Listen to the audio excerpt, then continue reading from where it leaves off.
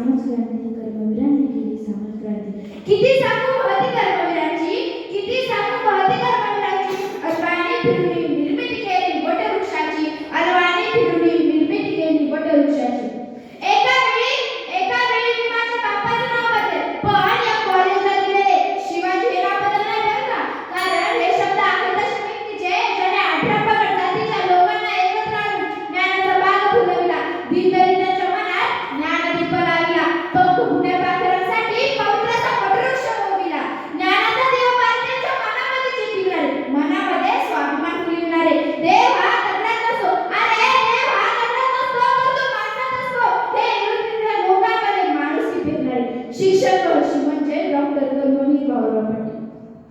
सर्वसामान्य जनतेला दिला धर्माचा आधार, सर्वसामान्य जनतेला दिला धर्माचा आधार.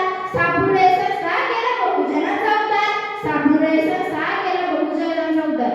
महाराष्ट्रात धोंडे खेडे कपारीचा प्रवेश. भले रत्नाच्या खाणी या मातीत नसतील, परंतु पृथ्वी मुलाची लाख नवरत्न याच मातीत जन्माला आली, आणि त्यापैकी एक म्हणजे डॉक्टर कर्मवीर भाऊराव पाटील. सोन्याचा तो दिवस उगवला, सोन्याचा तो दिवस उगवला. कर्मवीरांनी रयत शिक्षण संस्थेचा वटवृक्ष उगविला. त्यांचा जन्म 22 सप्टेंबर 1887 रोजी कुंभज या गावी झाला. त्यांच्या आईचे नाव गंगाबाई तर त्यांच्या वडिलांचे नाव पायगोंडा पाटील असे होते.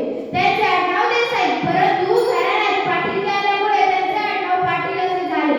त्यांनी कोल्हापूरमध्ये मॅट्रिकची परीक्षा दिली.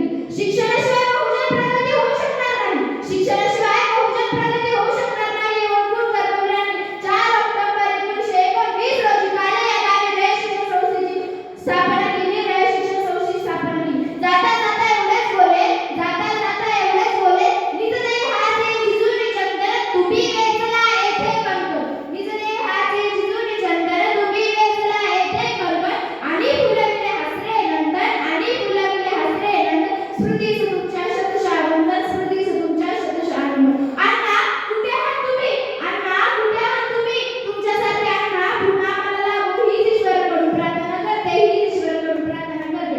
आणि मान्यवरांनी मला बोलण्याची संधी दिली, त्यांचीही अभिनंदन